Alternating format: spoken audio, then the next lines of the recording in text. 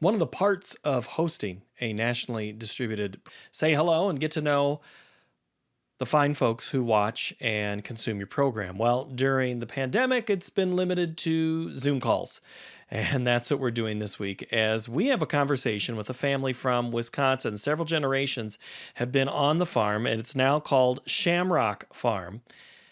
And it's got a great story in the sense of it's similar to everybody else's, dad farmed, grandpa farmed, grandson's in there. But this one goes back a way. We're going to talk with the Farrell, three of the members of the Farrell family. We're going to talk with Mark and Bobby. And Mark's father, Robert, is 92, started farming in 1951. Things have changed a little bit. This spring, he had an opportunity to hop into the cab with his grandson, Bobby, and they planted some corn. The thing is, you know it if you're in the middle of doing all sorts of planting with the GPS. Well, imagine farming in 1951. This whole GPS thing is mind-blowing. And this is something that families need to do. There's a reason that they did take this ride. We're going to get to that. And we hope you enjoy this. And if you do have stories like this or conversations you think we should have, email me, markettomarket@iowapbs.org. I'm Paul Yeager, and you can also reach me at paul.yeager, that's Yeager, at iowapbs.org. We hope we can tell your story and enjoy this one on this edition of the M2M podcast.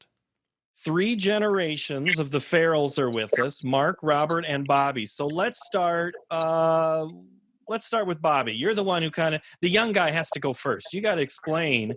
Are you the one doing all the technical work right now, explaining everything? Yeah, I got this all set up, and Grandpa came out and ran the tractor, and he was really excited, and so I messaged you guys on Facebook, and then you got back to us to set everything up. So, Robert, I assumed you were the technology guy. Are you the one who always likes all the technology? I don't know anything about it. Isn't it amazing to sit here? You're talking to a phone or a tablet, and I'm sitting hundreds of miles away, and it's like we're in the next room. Yes, it didn't seem possible 30 years ago. I bet not. We're going to get into that a little bit. And your son, Mark, is on your side or on your right side. Mark, tell us a little about where you're at right now. Where are we physically sitting right now? Okay, we're at my parents' house that they built off the home farm. That's been my dad's the fifth generation or fourth generation. We're the fifth. 1866, our ancestors came over from Ireland and settled this 100-acre parcel, and it's been in the family since then. And my brother Sean and I started a partnership with Dad in 1981. And we bought Dad out in 1990 and bought some neighbors' farms, have been growing since then. So, Mark, you grew up in that area. How far? So you grew up in this house, or is this one that was built after you were in that era? Okay, so the home farm where I grew up is about a quarter mile away. And my brother Sean actually lives on the home farm. And right out of high school, I bought the neighbor's farm in 1978 and started a partnership with Dad. And then when my brother graduated high school in 1981, that's when we needed a farm name, and we started Shamrock Farm. And then in 1990, Shamrock Farms bought out my dad's portion of Shamrock Farm. So now, wait a minute. You said your brother lives on the home place. I thought the older one was supposed to get the home place. How did you lose a coin flip, or what happened? I bought the neighbor's farm and moved there, and then when Sean assumed ownership, he just got married before me. So he just went back to the home farm, and the house we're in right now is the house my parents built in 1983 when Sean got married. Okay, so you're fairly all close and not very far. So then, Bobby, Yeah. where are you living right now? Are you within a half mile in another direction? I live with my dad yet, Mark, on the farm he bought in high school. Okay. I So do like your suggestion. What's that? I do like your suggestion, though. Yeah, thanks. Anytime, great. It's always good that the outsider comes in and rips up family strife like that. I like that. Yeah. Why did you pick Shamrock Farms as a name? Well, we have Irish ancestors, but honestly, my dad's brother owned a liquor store in Middleton, Wisconsin, not far away, and it was Shamrock Liquor. And when we needed a name, we thought, well, we'll carry that on and become Shamrock Farm. So, Robert, when you settled, where did you build? I mean, I know you're in a different spot since the '80s, but when you started, say you were Mark or Bobby's age, where were you at? Where was your home place? I was at home with my parents, and I never moved off of it until 1983 when I built this. I got married in 1951. In 51. So then do you have brothers that you were farming with? No, that was just my dad and I. All we had was 100 acres In 1951 when you Right. when you started. when I got married, yeah. What was farming like in 1951? Well, it was nothing like it was today. I had hogs and cattle and chickens and that was about it. But it was almost 24 hours a day work. That's what I'm on. I had a lot of. I had as high as 30 cows one time that I had to take care of. Many nights I spent in the barn until 9:30. That's just And we only- because. Oh, keep going. We only had 9 children, so I didn't have much time to do anything else. Well, since it's a family show, I could say you found time to do a couple of things, but so no dairy though, right? I didn't hear the word dairy in there. Yeah, we had dairy, hogs, and Chicken. I had a few chickens the first couple of years, but they were too profitable, so I got rid of them.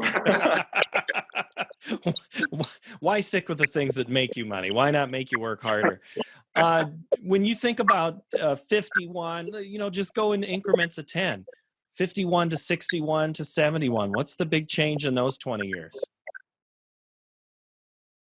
Well, Tractors. the tractors for one thing. In 1961, I bought two 30/20 tractors. They cost me $5,000 a piece, and from then on, it's been John Deere until they broke down and bought a New Holland here a couple of years ago. So when I drove that, I pulled a bag over my head so nobody would see me. They just don't they just don't make you run to go get parts for them. Is that right? That's about Right. You wouldn't make the parts. Oh, it doesn't break down? Is that?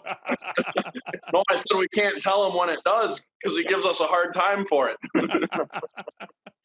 So the biggest, the changes. So at what point did you expand from 100 acres? Was it in that 51 to 71 era as you had more equipment?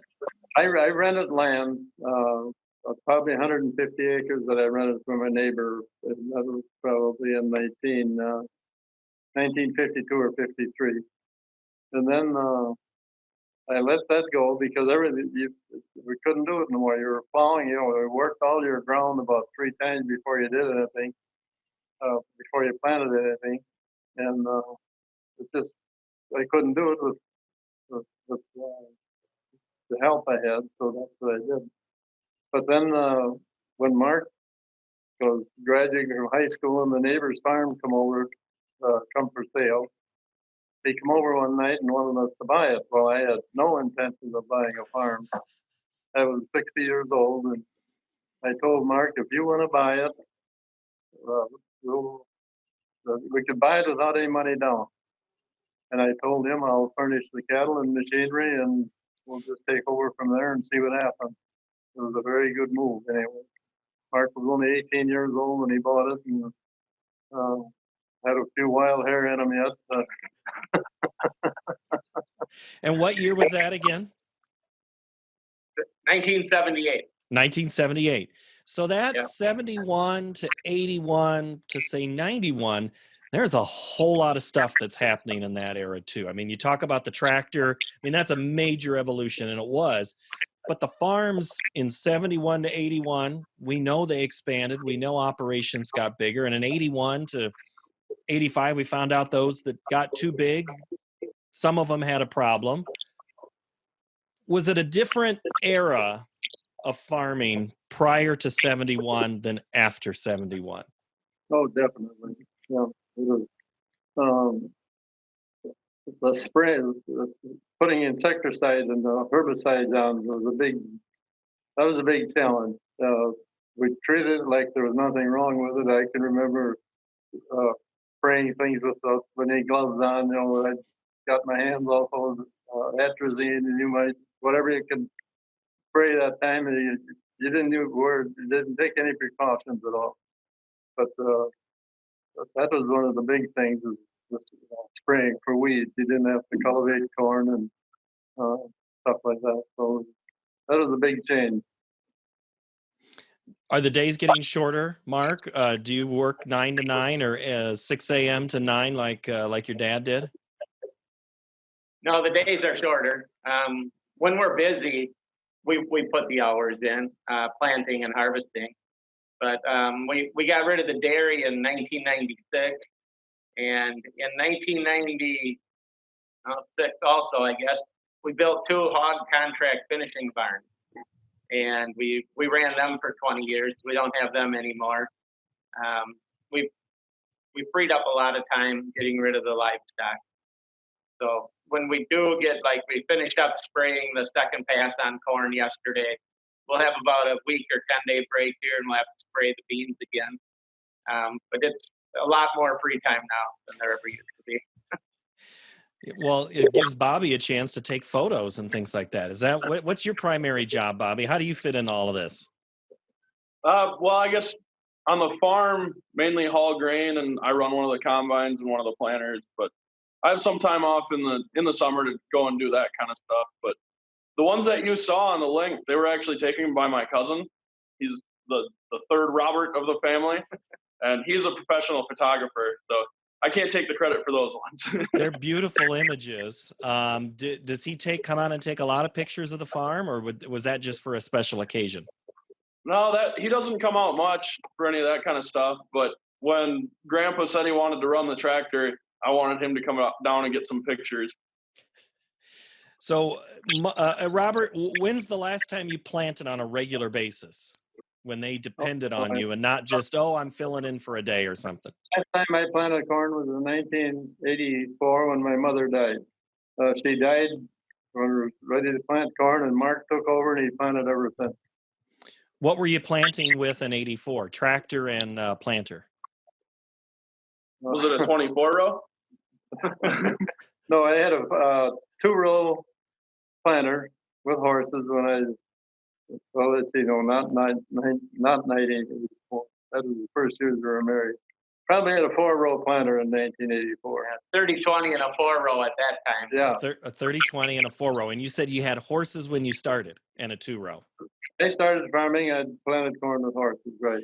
So you go from horses to a 4-row in a short amount of time, relatively speaking, 30 years. It does blink.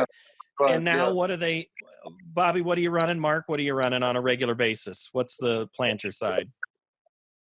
So I run a 16-row with dry fertilizer, 16-row 30-inch, and then we have a hired man that runs a 16-row with 30-inch, and Bobby runs a 24-row 30-inch. So not just one, not just 2, but 3 at one time. So then, Robert, when you see this machine what made you want to hop back in and see this GPS up front? Why'd you want to do that? I just wanted to do it. I went from planting corn. I don't know if you remember the corn planters that you put 2 or 3 kernels in the ground by hand. I did plant some corn with that, not acres, but if the horse stepped on a hill of corn, that's what you did. You replanted it with that. So I went from that to the 24-row for 5 minutes with the 24-row. But I planted more corn in that 5 minutes than I haven't spent 10 acres with horses. Isn't it something to think of? I mean, you talk about 100 acres, like when you started, to now. I mean, you got a lot of ground to cover. Yep. About 5,000 acres, I think, isn't it? Yeah, we planted about 5,800 this spring. Okay. So 5,800. So then, Bobby, how'd the idea come out? Whose idea was it to get him into the planter? Oh, that was his idea. He got that in his head one day when we were up here, so we wanted to get him in there. Any chance, if he's willing to get in the cab, we'll get him in there. Do you normally climb in at least a little bit in the spring to ride at least? That's the first time I was in the tractor this spring. It's hard for me to get in and out, but He's 92 now, and his knees are bad, and it's hard to climb up, but we made it. You made it. I was just going to say, what is it, the knees or the hips? The knees, both the knees are chopped. Yep. Yeah. Well, you get help to get up into the combine or I don't know why I keep saying combine. I do know the difference. The planter and the tractor there. Describe when you're sitting there with GPS and you hit the button to go. I mean, it blows my mind, and I'm not 92. It's got to be mind blowing for you. It's very. I don't know how to describe it, but it's unbelievable, really. What I sat in there and we went, I don't know how many yards, how many acres, but never touched the steering wheel. And it stayed right in the center of the field, you know. It's just it's unbelievable. It's unbelievable, and really, I enjoyed it very much. But I'm sure that machine doesn't plan as straight as you did. No, that's as crooked as hell. So you weren't the guy in the neighborhood where I said, "Oh, look at that, Robert! His rows are straight as an arrow." They didn't say that about you? No, they didn't say that about me. No. But we weren't the guy that also had the really bad rows. There was always one guy that's known to have the bad rows. He didn't care so much. I think that's me now. I never have to drive them. When I do, it's not very straight. Well, let's grade his performance. How's the stand on what you planted there, Robert? Does it look good? No, it looks very good. The crop looks very good right now. Almost every day I drive around and just see how they're doing. I can see they're getting better every day. I get sick of sitting in the house and doing nothing, so I jump in the car and drive around, see what the boys are doing, or see if they're behaving. And Or the gator. He likes driving around on the gator. oh yeah, That works too. Yeah. What when you do drive around and you do see, are you in need of a rain right now? Are you getting enough moisture? And we had about almost 2 inches last week. It's about right now. I would say the moisture is perfect. Yeah. There's more rain predicted for later this week, I'm sure, in your area too. Yeah, the forecast does kind of change. I mean, we go from a 10-day hot and dry period to rain, and it's going to be kind of hard to see. I haven't looked at what the market did this morning, but I know overnight it wasn't good. So we're going to probably see some of that pressure. Robert, do you miss at all worrying about what the price is doing when someone says it's up or down? Yes, it does. It bothers me. I know the investment the boys have, and it could get to be quite a challenge before the year is over, I'm afraid. But I hope it works out.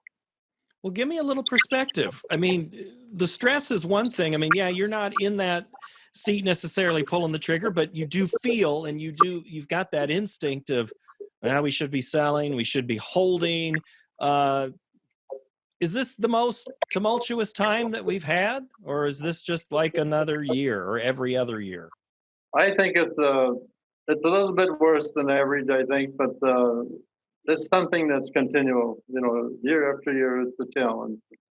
I had a brother-in-law that had a friend that lived in South Dakota, and he went to Florida for the winter, and he had 2 boys farming in South Dakota, and the boys called him and said, the corn is $8 a bushel. Should we sell?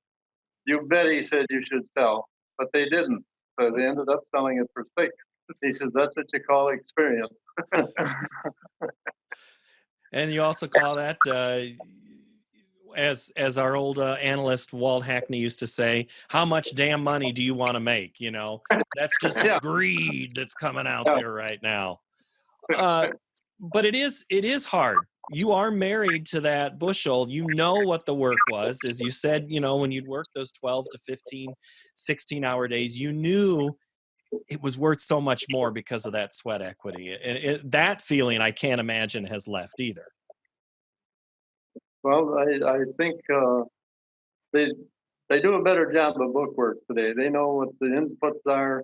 They know what it's going to cost them, and they've got to get so much money for the corn to break even. And I really think they're doing a good job. He still worries about it all the Oh, time. yeah. He hasn't lost that. But does he ever say anything to you, Mark, where he says, I don't know, if that goes another penny or nickel higher, I might be selling? Does he ever tell you that? Oh yeah, yeah. There's a lot of. It's more you should have. You know? Well, I can tell it then. Yeah. Thanks, Yeah. Captain Obvious. Yeah. Exactly. But I started farming with my dad in 1951, and I bought the farm in '63. I never had an argument with him of any kind. I sold the farm to the boys. I've never had an argument with them. It's just been a perfect transfer, or whatever you want to call it. Was the transfer to you a good one back in 51 and 63? And why was it a good one? Why was it a good one? Yeah. My dad lived in Madison, and he came out one day and he said, "I'll sell you the farm." And just like that, I bought it. Very matter-of-factly, huh? Yeah. And I paid $30,000 for 100 acres and half the cattle and half the machinery. Feed, cattle and machine. Yeah, feed.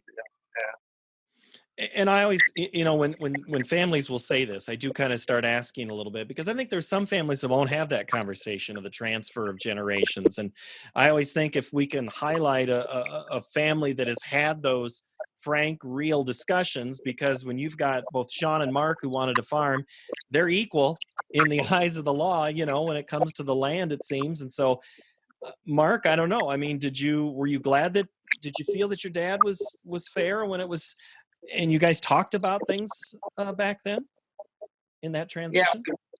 When that neighbor's farm came for sale in 1978, and like Dad said, there was no money down on it, which is exactly what I had. I was able to come up with nothing. And like Dad said too, I just became an equal partner. I owned one farm, he owned one farm, all the cattle, machinery, and feed. And he said, "We'll go like this for 4 years, and then when your brother Sean gets out of school," and he was helping all along anyway on the farm before school, he said, "Then Sean gets half of your farm, half of what you have, whether it's worth 10 or 20% more or 10 or 20% less. And if Sean doesn't want to farm and he goes away, well, then you and I will settle up and make up for the machinery and cattle and that I didn't own half of." And in 1981, Sean graduated and he wanted to farm. So he just became an equal partner with me on January 1st of 1982. And that way, Dad kind of helped us both out, starting out in '78, helping just me, but then it transferred to helping Sean also. And it was a really good break for me, because most kids get out of school and their dad sells them half the cattle and half the machinery, and Dad keeps the land. You know, land goes up in value, cattle die, machinery breaks and depreciates. Well, I had an asset that was going up in value, and it's helped me all along, I feel. So now how you make, Bobby, how you entering into these conversations? I know you're doing some labor and things like that. What's your timetable on things? Yeah, right now I'm just working full time on the farm, and we're talking about me buying in. And right now is not the best time with the way everything's looking, but hopefully within the next couple of years I'll be buying in and start taking over. When you hear 30,000 for 100 acres, you go, man, that's a good price. I would do that. Robert, what do you remember about your parents and grandparents? And I don't know if you have a recollection of great grandparents, but what what it was like to be in a line or in a lineage of generations on the farm. Well, my grandfather, if I got this record right, uh, they homesteaded the 100 acres that I lived on.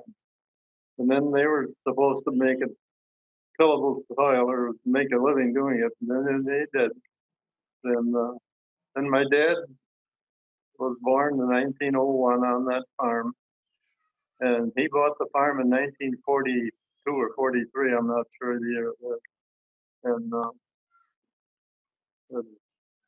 from then on, I worked for him, and I was Bobby won't believe this, but I worked until I was 21. I had to ask Dad for money if I went out at night because I didn't get a wage. So when I was 21 years old, I got $100 a month, and I worked 7 days a week, which is hard to believe, but I did it, and everybody did it. So, Yep. Well, yeah, that was the time. That was absolutely the time. yeah, Yeah. and that's the way it is today. It just seems unreasonable that what some people. Well, they'll send me the one a key to get parts, and I can carry $600 worth of parts out to the car by myself. It's just a screwy world, I think. Green parts. You only get green parts. Yeah. Well, so Bobby, do you ask Grandpa a lot of questions? Or, I mean, is it just always when you reflect upon something like this? I mean, let's face it, milestones are when you don't know what they are at that exact moment. But I got to tell you, that to me seems like a milestone you had this spring. This one I knew right away just because I mean, seeing his face when he got back in the tractor and everything, he was just so happy. And like when I called my cousin Rob about taking the pictures, that's one that like he thought it was really cool and it was a really cool opportunity. So this time everyone definitely knew that it was a milestone and we'd look back and enjoy it. Robert, what do you think are milestones? Do you think that was a milestone this spring? Excuse me, I don't know. Well, I mean, do you think that's a significant moment in family history that you hopping up there to get a ride for the first time in a while? I think it is. Yes, I do. And I never dreamt I'd be able to do it, but I did it, and I'm glad I did. And but thanks to Bobby to get me in there. And, well, he just grabbed a hold of me, and I was going in. There's no question about it. Do you walk? I saw like a stick of some kind. Is that a cane or just an assistance, or was that just something that happened to be there to help you up? I think that was that hand corn planter, wasn't it? Oh, that's what that was. Yeah. Yeah, he wanted to plant a seed with a one seed at a time, single planter, and then go plant 24 rows at a time. Okay, see, that's why I got to ask these questions. Sometimes I looked at that, Yeah. and now that you say that, I had not seen that. That was one thing. We don't have any photos of any of the old equipment we had growing up. So I do use a cane and walker most of the time now, though. Yeah. I'd like to add one thing, Paul. yeah. So kind of on a little bit of a side note, my older brother got cancer early late winter, February, and he passed away real quick. It didn't last long, and then that was his son that was taking the picture. And I think this was a little bit therapeutical for my dad and for us and for his son to be out there kind of doing some of that. It was a little bit in memory of my brother Kevin also. What did Kevin do? Tell me about Kevin. He was the smart one. He got off the farm as fast as he could. He bought he had quite a few apartments in Madison and Verona area. We actually own a couple with him still. But he was in apartment maintenance and then maintenance at St. Mary's Hospital in Madison for about 35 years. Did you get him out to ever help on weekends or nights or anything when he had an itch, or did he just stay away? No, he never had that itch. I think if he'd got retired and had more free time, I think he'd have drove some trucks for us in the fall. But he was a motorcycle rider and liked going on trips. But his apartments kept him busy most weekends. So then his son getting a chance to take photos and document it. And I got to tell you guys, and I get a little struggle. I struggle sometimes when we start talking about this stuff. It is emotional. You just don't know when things are going to change. Someone's going to get a diagnosis. That phone is going to ring. And so I'm super glad that you took those photos and you guys can sit there and be three wide and have this conversation. And I'm so glad that you allowed me to do it. No, we appreciate it. So yes, I enjoy your Sunday morning program. Well, we hope we can keep doing it and keep telling stories like this. I appreciate it. Mark, Robert, and Bobby, you guys, thank you so very much for the time this morning. Okay, thank you. Thank you. My thanks to the Farrell family of Mount Horeb, Wisconsin, which is just outside of Madison. Beautiful country if you ever get a chance to make that drive, and I know many of you have. So that will do it for this edition. Please share this, like it, tell your friend. I don't care. As long as you share it with someone, that'd be great. This is the M2M podcast, a production of Iowa PBS. Thank you for watching.